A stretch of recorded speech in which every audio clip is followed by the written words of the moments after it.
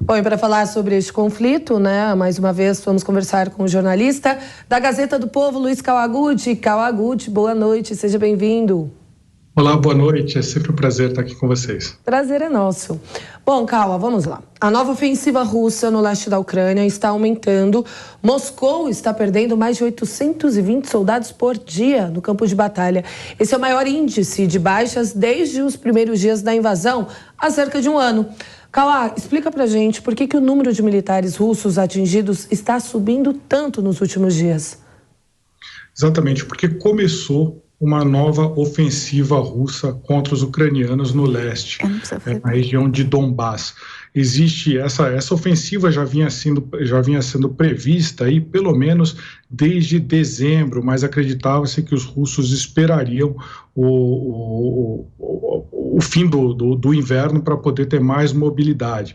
Esperava-se que fosse também uma invasão como aquela que a gente viu há cerca de um ano, em 24 de fevereiro, com uma grande quantidade de tropas mobilizadas e, repentinamente, lançando a invasão. Mas o que a gente está vendo é um processo diferente. Eles estão, aos poucos, aumentando o número de soldados que está indo para a guerra. Então, na verdade, essa nova ofensiva, ela já começou, ela está ali no leste e ela está... a gente teve aí segundo números da Ucrânia que foram confirmados pela inteligência britânica, você teve mais ou menos, a média geral foi de 824 baixas, aí tem entre mortos e feridos de soldados russos desde o início dessa ofensiva que a gente está vendo acontecer há cerca de 10 dias, mais ou menos, ela está tomando corpo. Isso por que são tantas baixas, comparáveis a quando a Rússia chegou pela primeira vez na Ucrânia há um ano? Naquela época, eles estavam esperando pouquíssima resistência dos ucranianos e eles estavam invadindo o país, eles estavam cruzando as fronteiras, principalmente da Bielorrússia ao norte, descendo em direção a Kiev, não esperavam tanta resistência e acabaram sendo atacados aí por uma série de forças ucranianas que estavam à espera deles, porque essa invasão russa já vinha sendo falada aí já há algum tempo, essa inteligência já estava na mão da Ucrânia. Dessa vez, por que tem tantas baixas? Porque a Rússia está aparentemente ela está mandando menos blindados, ela está mandando mais combatentes a pé, ou seja, os soldados recebem lá os seus rifles, os seus lança-granadas e são enviados para atacar as trincheiras dos ucranianos. Em geral, não é um número exato, é claro, mas a gente estima que para cada defensor ucraniano, isso daí é uma regra geral de guerra, para cada defensor você tem que ter pelo menos 3 pessoas atacando, 3 atacantes, isso quando é campo aberto. Mas quando você tem numa cidade, essa relação pode ser de um defensor para 5 atacantes. E a gente vê que muitas dessas batalhas estão acontecendo em ambiente urbano. Então, o que a gente sabe é que a Rússia está mandando levas e levas de combatentes e muitos deles estão morrendo nesses ataques.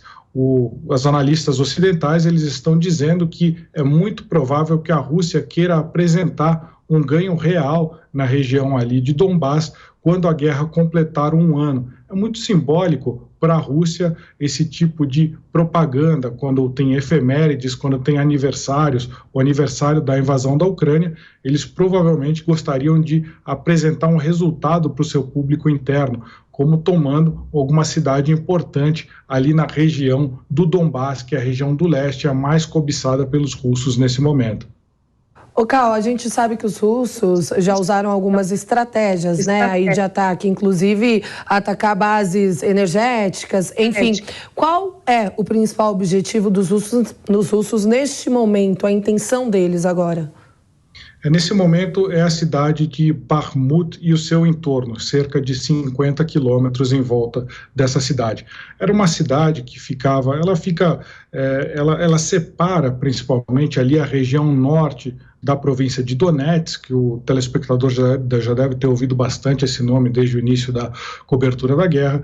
Ela separa ali Donetsk da província de Luhansk, ela está mais ou menos ali no meio do caminho, essa cidade.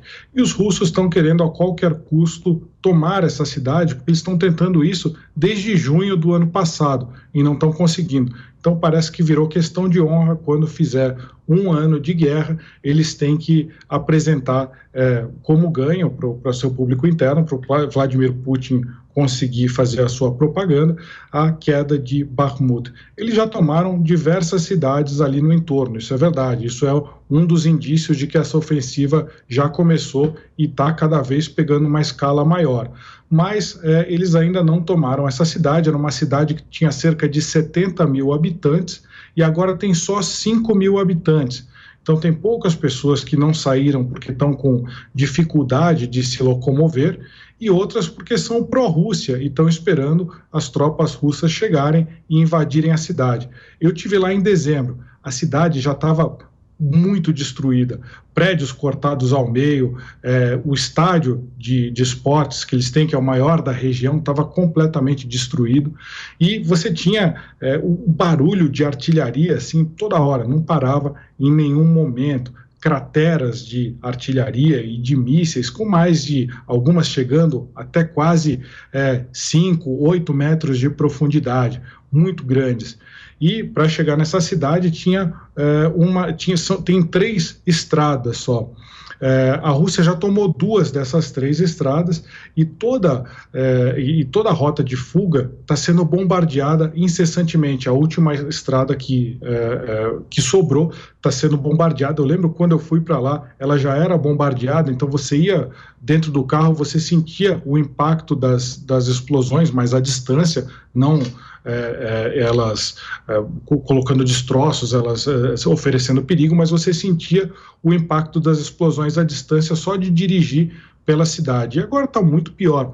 Agora toda a cidade que liga, toda a estrada que liga ali Bakhmut para Konstantinovka, que é a cidade mais próxima ali, já no domínio dos ucranianos, quer dizer, também no domínio dos ucranianos, está sendo completamente bombardeada. Então está sendo uma luta urbana, uma luta casa a casa, e a Rússia está tentando tomar essa cidade. Se ela tomar essa cidade, ela consegue tomar todo o norte de Donetsk, e o objetivo, segundo os analistas estão falando, do Vladimir Putin, é que até o final da primavera lá no hemisfério norte, a gente está falando aí ainda nesse semestre, daqui a alguns meses, você ter a queda de toda a região norte de Donetsk. E aí talvez a Rússia poderia sentar na mesa de negociação. Não é ponto passivo, alguns analistas dizem que a Rússia continuaria e outros dizem que ela se satisfaria ali com a conquista de Donetsk. Por isso, esse é o principal objetivo e por isso a guerra está tão intensa neste momento. Doutora Elaine, a sua pergunta. Boa noite, Kawa, tudo bem? Queria te perguntar o seguinte, a gente já falou diversas vezes aqui no FEST sobre a questão aí do Clube da Paz, ou Conselho da Paz, como queira chamar Lula, que propôs isso aí, a criação aí por alguns líderes, inclusive na conversa com Biden.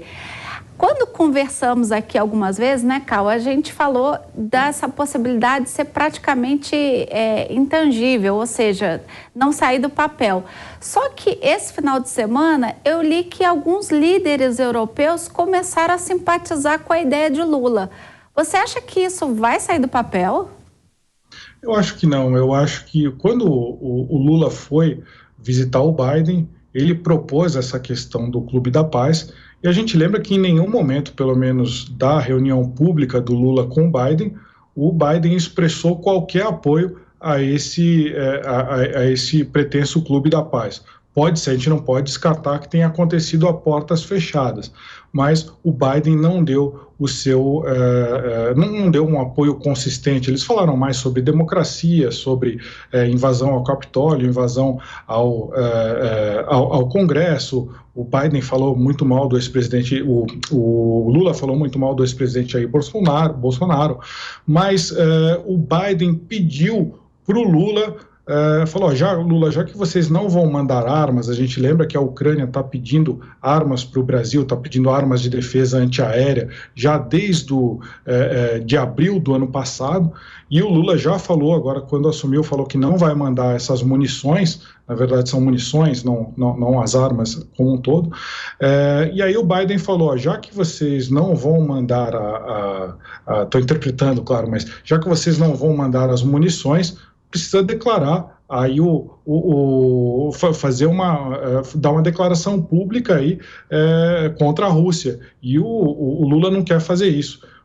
Talvez por motivos parecidos que impediram o Bolsonaro de fazer isso também, a dependência brasileira, por exemplo, de fertilizantes, ou a vontade brasileira de aumentar o comércio e a integração com a Rússia, principalmente aí com o presidente Lula. Parece que parece haver até um apetite maior em relação a isso. Mas o Biden pediu para o Lula fazer uma declaração mais dura contra a Rússia, e o Lula não fez. Então, acho que dificilmente você conseguiria implantar uma iniciativa dessa sem o apoio dos Estados Unidos.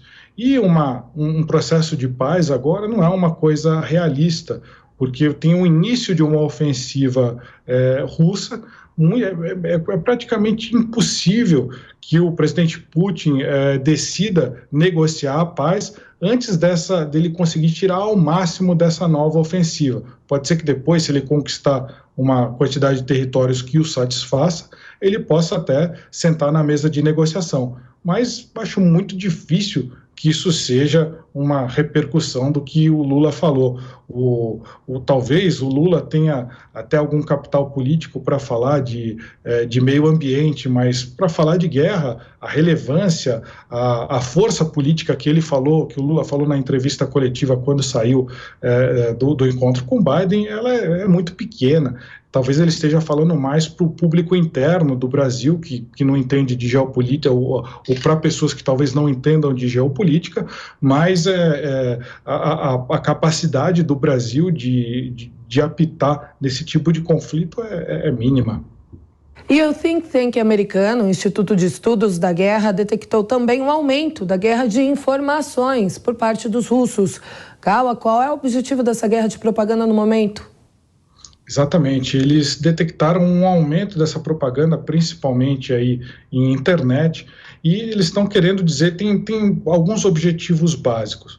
Um deles é falar que a Ucrânia não tem condições de vencer a Rússia. Então essa é a propaganda de guerra clássica, do tipo, nós vamos ganhar, o nosso inimigo vai perder. Mas por que ele está falando isso? Para tentar dissuadir os países do Ocidente a continuarem enviando armas para a Ucrânia.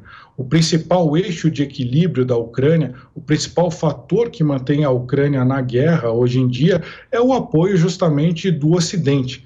E se o Ocidente para de enviar armas e recursos, provavelmente aí essa guerra mudaria muito de figura e a Rússia poderia avançar muito, ter muitos ganhos aí de território, eventualmente até derrubar o governo ucraniano. Então a propaganda russa, ela está tentando apavorar os cidadãos desses países ocidentais para que eles sejam contra a iniciativa de seus governos de enviar armas. E aí ele diz duas coisas, olha, a Rússia é o segundo maior exército do mundo, então não importa quantas armas forem enviadas, a Rússia vai ganhar.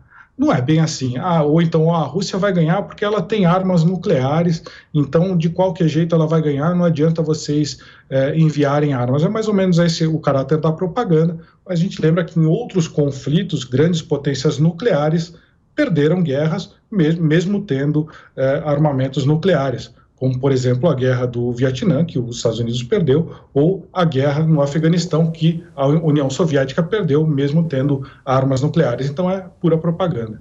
Bom, e a presidente da Moldávia, Maia Sandu, acusou a Rússia de estar planejando um golpe de Estado para derrubar o governo.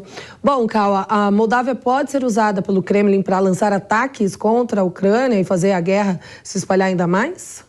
Você pegou um ponto bastante importante. Na semana passada, caíram mísseis. Teve um dos maiores ataques de mísseis da Rússia contra a Ucrânia, eles só vão aumentando aí o volume desses ataques. Então, na semana passada foram mais de 100 mísseis disparados e caíram detritos ali no território da Moldávia. A Moldávia é aquele país que fica ali a oeste da Ucrânia, um país menorzinho, não faz parte da OTAN nem da União Europeia, e ele já foi um país dominado pela, então, União Soviética. Ele tem ainda um pedacinho do país que chama Transnistria, que lá ainda tem tropas russas que são um enclave russo, ou seja, é território russo ali dentro da Moldávia.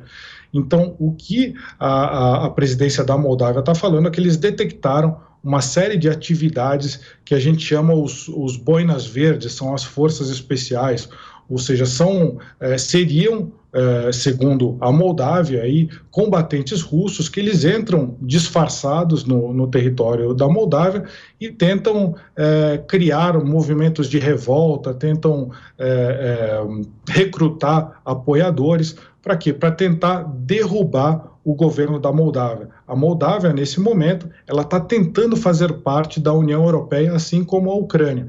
Se o governo da Moldávia for derrubado, não só você vai ter um enfraquecimento aí dessa região do ponto de vista ocidental, é claro, mas você pode, o presidente Vladimir Putin, ele pode colocar um governo que seja manipulável, e ele já tem tropas ali na Transnistria, ele pode usar todo esse país para lançar novos ataques contra a Ucrânia, dessa vez de oeste para leste. E isso pode fazer a guerra espalhar para mais um país, o que é bastante perigoso.